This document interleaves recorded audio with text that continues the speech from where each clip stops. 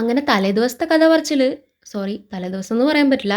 നമ്മള് പുലർച്ചെ 5:30 വരെ കഥ പറഞ്ഞിരിക്കുകയായിരുന്നു. അങ്ങനെ അത് കഴിഞ്ഞ് വന്ന് കിടന്നപ്പോൾ തന്നെ 6 മണി ആയിട്ടുണ്ടായിരുന്നു. കുറച്ച് കഴിഞ്ഞപ്പോൾ നേരം വെളിച്ചം ഉള്ളിലേക്ക് അടിച്ചത് കണ്ടിട്ട് വീണ്ടും ഒന്ന് എണീറ്റ് നോക്കിയപ്പം അടിപൊളി വ്യൂ ആയിരുന്നു. ആ വ്യൂ ഇതിൽ കണ്ടില്ല.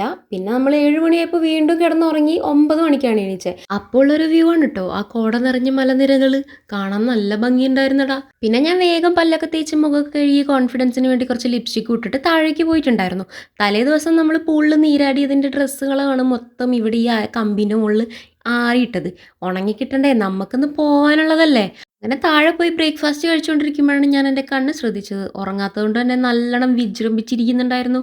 അതേപോലെ തന്നെ നല്ല തലവേദനയും കിട്ടിയിട്ടുണ്ടായിരുന്നു. നമ്മൾ പുലർച്ചെ കഥ പറഞ്ഞിരിക്കുന്നത് കൊണ്ട് തന്നെ നല്ല വിശപ്പുണ്ടായിരുന്നു 5:30-ക്ക്. പക്ഷെ ഒന്നും ഉണ്ടാക്കാനുള്ളൊരു സെറ്റപ്പ് നമ്മളൊരു മാഗിയോ ഒന്നും മേടിച്ചിട്ടുണ്ടായിരുന്നില്ല. അതുകൊണ്ട് തന്നെ നമുക്ക് കിച്ചൺ സൗകര്യമൊക്കെ ഉണ്ടായിരുന്നു അവിടെ. പക്ഷെ ഒന്നും ഉണ്ടാക്കാനുള്ള സാധന സാമഗ്രികൾ നമ്മൾ കയ്യിലില്ലായിരുന്നു. അതുകൊണ്ട് തന്നെ വിശന്നിട്ടായിരുന്നു പോയി കിടന്നുറങ്ങിയത്. എണീച്ച് കഴിഞ്ഞപ്പോൾ തന്നെ നല്ലോണം ഫുഡൊക്കെ കഴിച്ചിട്ടുണ്ടായിരുന്നു.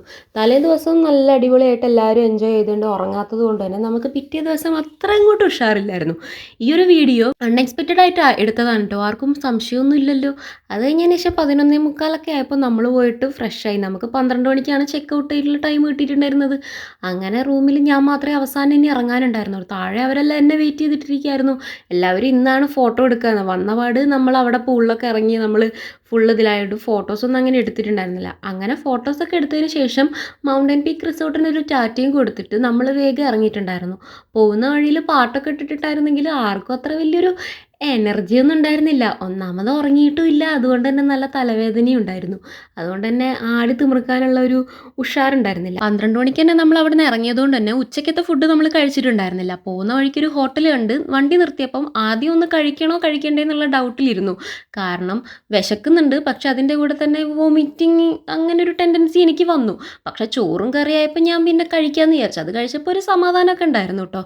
അങ്ങനെ തിരിച്ച് നമ്മൾ നമ്മുടെ സ്ഥലത്തെത്തി. അങ്ങനെ എല്ലാവർക്കും ടാറ്റയൊക്കെ കൊടുത്തതിന് ശേഷം പിന്നെ നമ്മൾ കസിൻസ് കുറച്ച് ട്രിപ്പിൻ്റെ പ്ലാനൊക്കെ ചെയ്തിട്ടുണ്ടായിരുന്നു. നടന്നാൽ മതിയായിരുന്നു. വണ്ടി ഇറങ്ങിയതിന് ശേഷം നമ്മൾ നേരെ വീട്ടിലേക്ക് നടന്നു. അപ്പോൾ ഇനിയും നമ്മുടെ ചാനൽ സബ്സ്ക്രൈബ് ചെയ്യാതെ വീഡിയോ കാണുന്ന ആരെങ്കിലും ഉണ്ടെങ്കിൽ ഒന്നത് ഞെക്കിയിട്ട് പോണേ.